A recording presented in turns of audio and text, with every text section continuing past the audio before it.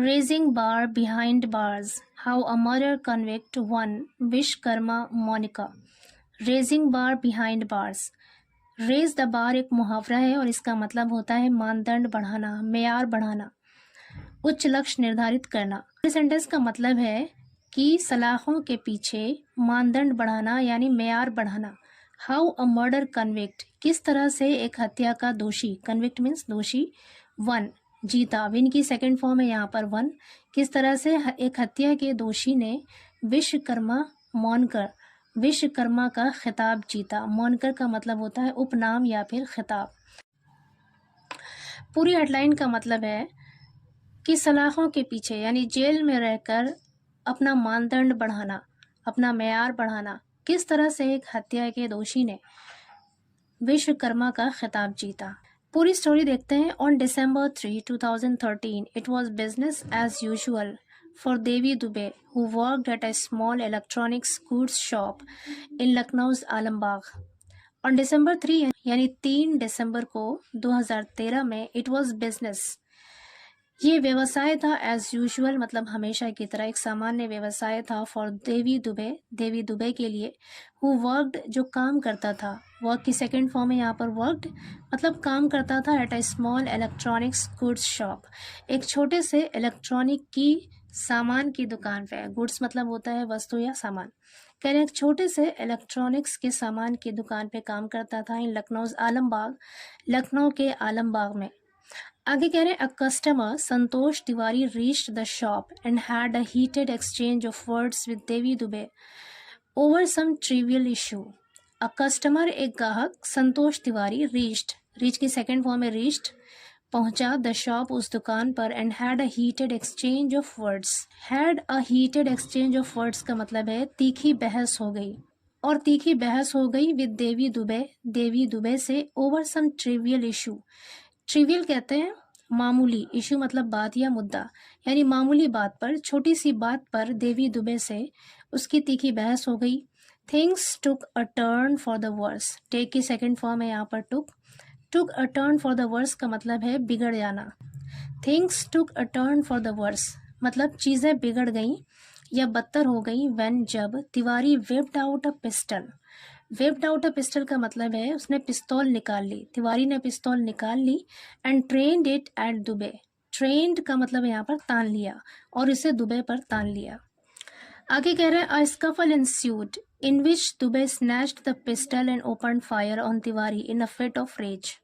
Scuffle, scuffle का मतलब है हाथापाई, एंस्यू का मतलब होता है शुरू होना, एंस्यूड मतलब शुरू हो गया, एक हाथापाई शुरू हो गई, इन विच दुबे स्नैच्ड द पिस्टल, जिसमें दुबे ने स्नैच्ड छीन लिया, स्नैच की सेकंड फॉर्म होती स्नैच्ड, जिसमें दुबे ने छीन लिया द पिस्टल, उस पिस्टल को, एंड ओपन फायर और गोली चला दी ऑन तिवारी, तिवारी पर, in a fit of rage, in a fit of rage का मतलब है गुस्से की हालत में।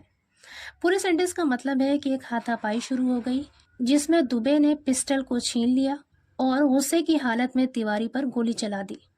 आगे कह रहे Tiwari died on the spot, Tiwari की मौके पर ही मौत हो गई। Dubey was awarded life imprisonment in 2018, Dubey was awarded, Dubey को सुनाया गया या दिया गया लाइफ इम्प्रिजनमेंट मतलब उम्र कैद की सज़ा, दुबे को उम्र कैद की सज़ा सुनाई गई इन 2018, 2018 में, एंड वॉज लॉज्ड और उसे रखा गया इन लखनऊ जेल, लखनऊ के जेल में।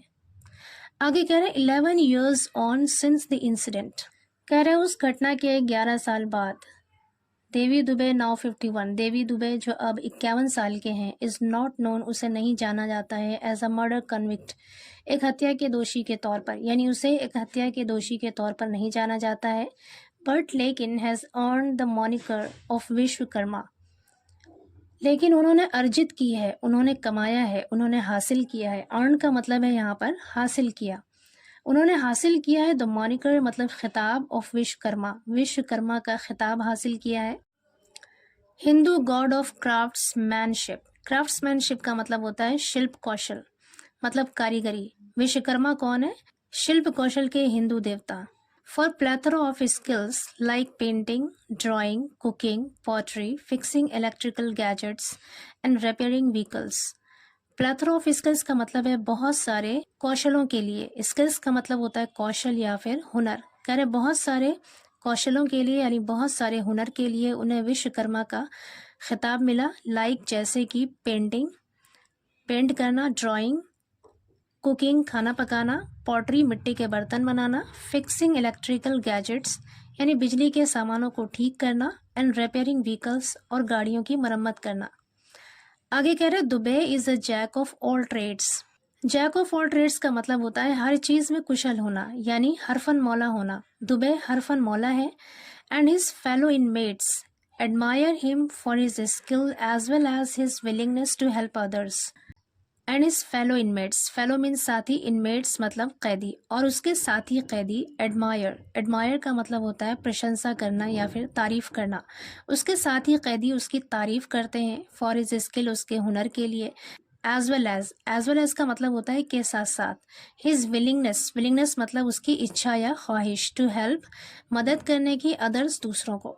पूरे सेंटेंस का मतलब है कि उसके साथी कैदी उसके हुनर के साथ साथ दूसरों की मदद करने की उसकी इच्छा की तारीफ करते हैं। My urge to learn something new made me most sought after man in jail, Dubey. Dubey ने कहा माई अर्ज, अर्ज मीन्स होता है ख्वाहिश या फिर इच्छा, टू लर्न सीखने की, समथिंग न्यू कुछ नया, मेड बना दिया, मी मुझे, most sought after man. Short after man का मतलब होता है चाहे जाने वाला व्यक्ति।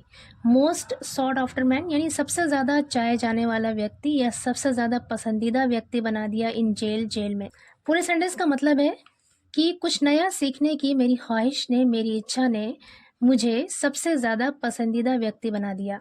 Dubey used his time in prison to develop his skills and contribute as a valuable member in the prison. Dubey used, Dubey ने इस्तेमाल किया, उपयोग किया, his time अपने वक्त का, in prison कैद में, to develop his skills अपने हुनर को विकसित करने के लिए, अपने कौशलों को विकसित करने के लिए, and contributes और योगदान देने के लिए as a valuable member, valuable member मतलब कीमती सदस्य, एक कीमती सदस्य के तौर पर, in the prison कैद में एक कीमती सदस्य के तौर पर अपना योगदान देने के लिए और कौशलों को विकसित करने के लिए अपने टाइम का इस्तेमाल किया। आगे कह रहे Dubey can be spotted fabricating objects out of iron by hot and cold forging on an anvil like an iron Smith. Dubey can be spotted, Dubey को देखा जा सकता है, स्पॉट मतलब देखना, can be spotted passive voice sentence है यहाँ पे। कैन बी स्पॉटेड देखा जा सकता है, फैब्रिकेटिंग मतलब बनाते हुए, ऑब्जेक्ट्स वस्तुओं को, आउट ऑफ आयरन लोहे से, बाय हॉट एंड कोल्ड यानी गर्म और ठंडे लोहे से, फोर्जिंग उसे शेप देते हुए, आकार देते हुए, फोर्ज का मतलब है आकार देना, ऑन एन एनविल, एनविल एक मेटल होता है स्टील का या फिर लोहे का जो ऊपर सपाट होता है और जिस पर रखकर चीज़ों को शेप देते हैं। कह रहे हैं कि दुबे को गर्म और ठंडे लोहे से एनविल पर शेप देते हुए चीज़ों को बनाते हुए देखा जा सकता है, लाइक एन आयरन स्मिथ लोहार की तरह। Another prisoner who did not wish to be named, another prisoner एक और कैदी, हु डिड नॉट विश जो नहीं चाहता था, टू बी नेम्ड नाम बताना, कह रहे जो नाम बताना नहीं चाहता था, सिट्स नेक्स्ट टू हिम उसके बगल में बैठा, लर्निंग द क्राफ्ट, क्राफ्ट को यानी इस कारीगरी को सीख रहा था, फ्रॉम द मास्टर, मास्टर से।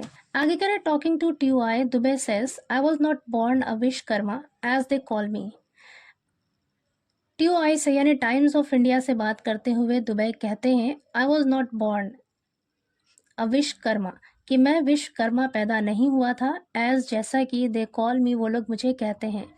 It was my urge to learn something new, ये मेरा कुछ नए सीखने की ख्वाहिश थी, इच्छा थी, दैट मेड मी जिसने मुझे बना दिया the most sought after man in the jail.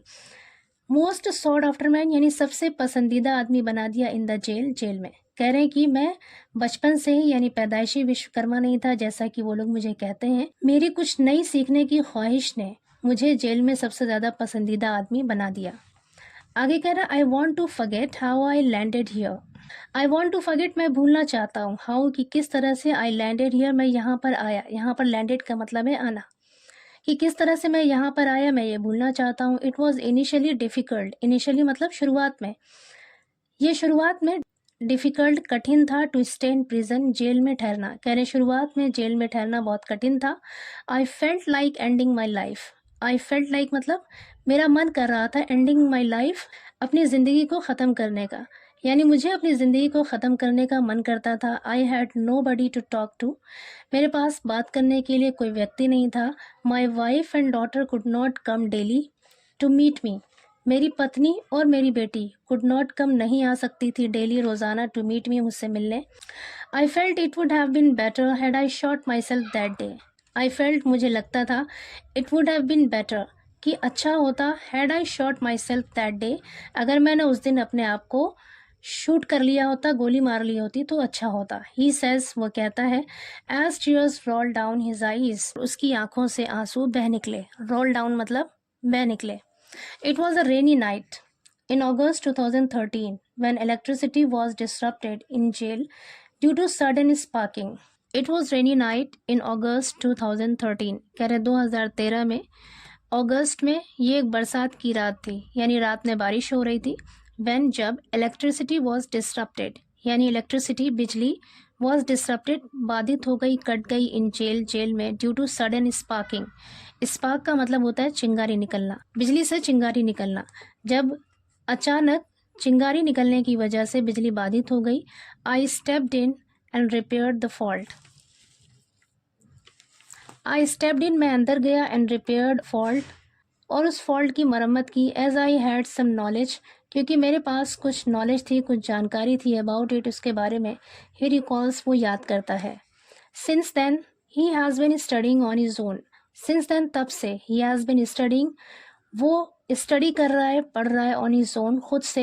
He spends time reading books, वो किताबें पढ़ने में वक्त बिताता है। And asking questions from workers who come from outside the prison, asking questions और सवाल पूछने में वक्त बिताता है। फ्रॉम वर्कर्स, काम करने वालों से, हु कम, जो आते हैं, फ्रॉम आउटसाइड द प्रिजन, जेल के बाहर से, यानी जो लोग जेल के बाहर से आते हैं वो उनसे सवाल पूछकर और किताबें पढ़कर अपना वक्त बिताता है।